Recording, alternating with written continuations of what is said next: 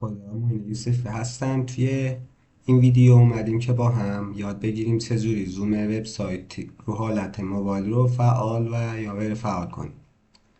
برای این کار ما اول میایم وارد پیشخوان وردپرسمون میشیم، بعد وارد قسمت نمایش و بعد ویرایشگر پرونده پوست رو کلیک میکنیم. بعد که وارد این قسمت شدیم میایم و از پرونده های پوسته از این قسمت دنبال یه فایلی به نام function.php می‌گردیم. وقتی روش کلیک کردیم وارد این قسمت میشیم. حالا میریم به آخر کد و این کدی که اینجا هست رو که من توی کانال تلگرام میذارم. حالا اگه دوست داشتین خودتون میتونید اسکرین شات بگیرین و بنویسید. خب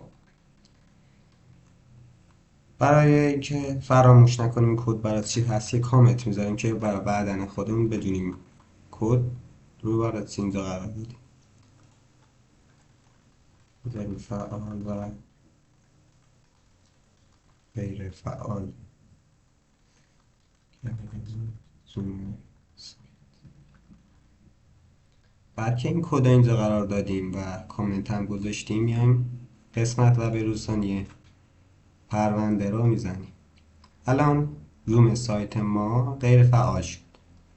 حالا اگه بخوام فعالش کنیم دوباره چیکار میکنیم؟ دو تا راه داریم. یکی اینکه این کد رو حذفش کنیم، یه راه دیگه هم هست که بهتره میایم از این قسمت از اینجا تا اینجا رو حذف میکنیم و بعد روی بروز ثانی کلیک میکنیم. الان زوم سایت فعال شد و بعدم باید بریم رو حالت موبایل تست کنیم ببینیم الان فعال شده و یا فعال نشده.